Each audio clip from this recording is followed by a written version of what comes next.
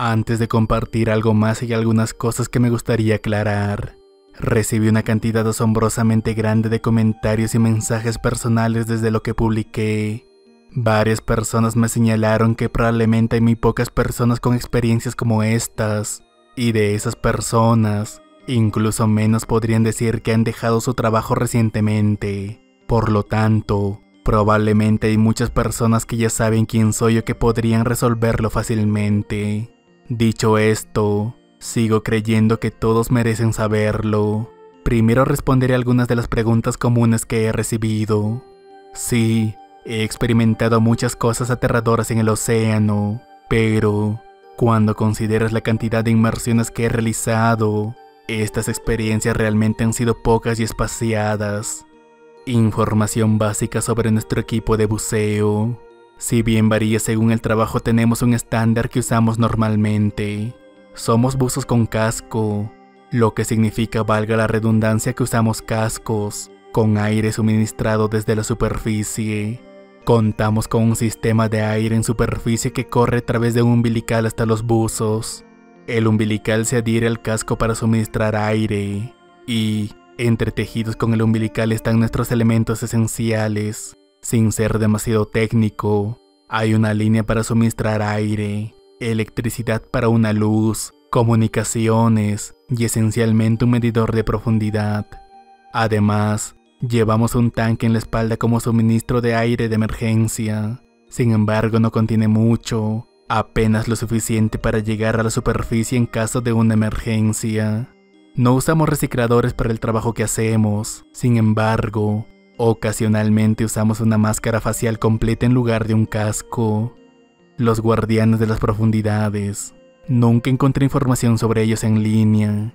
Las únicas personas que escuché hablar de ellos fueron los miembros de mi equipo. Sin embargo, me han dicho que otros equipos también han tenido problemas con ellos, pero incluso los muchachos de mi equipo dudan en hablar de ellos.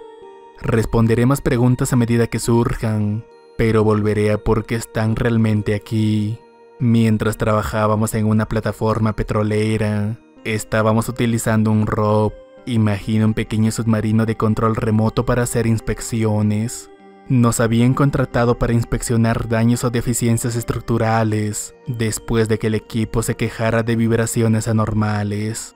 Durante las operaciones como esta, los ROV son atendidos desde una línea de energía que también transfiere imágenes de video y sonar a la superficie.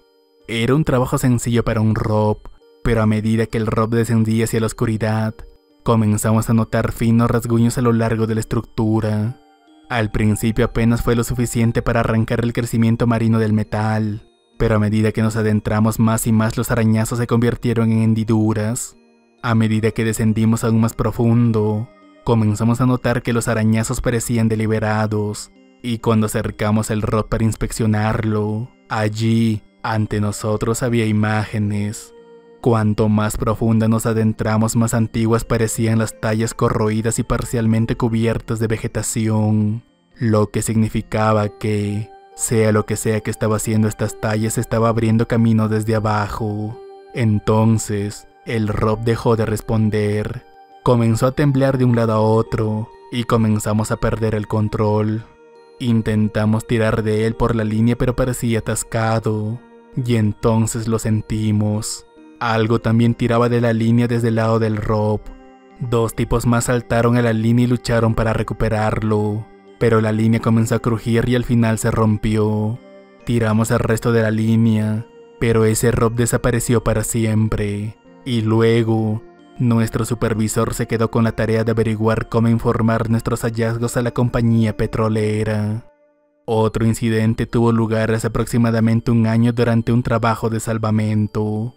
Sucedió mientras nos encontrábamos instalando los aparejos. Yo estaba mirando al barco de espaldas al mar abierto, cuando de repente algo se estrelló contra el tanque de mi espalda con fuerza.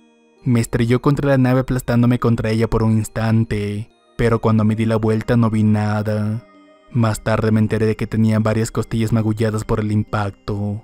Después de informarle al otro buceador y a la estación nos dijeron que iban a tirar de nosotros. Regresamos a la plataforma y comenzamos a ser elevados hacia la superficie. Mantuvimos los ojos bien abiertos escudriñando las sombras no demasiado distantes, pero no fue hasta nuestra primera parada de descompresión que ambos comenzamos a ver una figura dando vueltas a nuestro alrededor. Continuamos vigilándola mientras giraba cada vez más cerca y viendo con más claridad, hasta que vimos que se trataba de un enorme tiburón rodeándonos. Ahora bien, nunca le he tenido miedo a los tiburones, pero había algo rodeados por ese enorme tiburón en medio del océano colgando de una cadena, que estoy seguro podría infundir una fobia al hombre más valiente. Tengan en cuenta que no estábamos en una jaula cerrada, sino solo una plataforma que parecía sentirse como una fuente de comida. Eventualmente dio vueltas lo suficientemente cerca para ver sus características, pero no reconocí su especie. Era más grande que un gran blanco y con una coloración completamente diferente. En su mayoría era negro, pero también tenía algunos cuantos rasgos grises. Cuando completamos nuestros requisitos de descompresión ya estaba casi lo suficientemente cerca como para tocarlo, y cuando la plataforma nos levantó y finalmente salimos del agua, aliviados de que el tiburón no se hubiera decidido a averiguar nuestro sabor, dedujimos que aquel tiburón había sido quien se abalanzó sobre mi espalda, logrando solo golpear mi cilindro de suministro de aire de emergencia. En otra ocasión hicimos otra inmersión, esta vez en aguas cristalinas.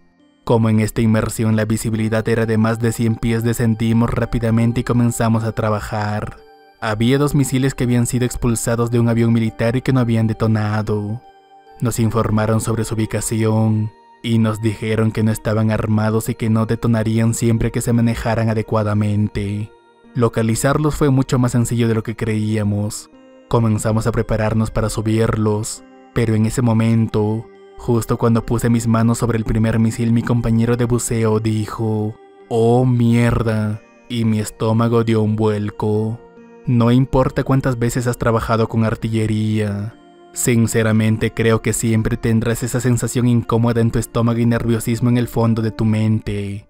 Pero cuando miré hacia arriba me di cuenta de que no estaba hablando del misil, sino de un muro de arena elevándose en la distancia. La pared de arena estaba creciendo y tenía unos 30 pies de altura. Peor aún, se estaba acercando, y pronto ya estaba sobre nosotros. Es difícil describir lo que hace la mala visibilidad en el agua. Imagino una niebla, pero la niebla más espesa que cualquier otra cosa que hayas presenciado. En el momento en el que la arena nos golpeó, nos sumergimos en la oscuridad pura. Puse mi mano contra mi placa frontal, pero ni siquiera pude verla. Después de unos momentos comenzamos a escuchar un sonido metálico de raspado, y luego, tan rápido como llegó, la arena desapareció. Volvimos a tener aguas cristalinas, excepto que no había ni rastro de los misiles. Estaba al alcance de nuestras manos cuando la pared de arena nos golpeó, pero ahora ni siquiera al palpar debajo de la arena había rastro de ellos. El siguiente incidente ocurrió durante un trabajo humanitario que nos ofrecimos realizar. Después de que una parte del puente se derrumbó sobre las aguas del océano de 50 pies de profundidad, nos ofrecimos como voluntarios para recuperar los vehículos y con suerte los cuerpos.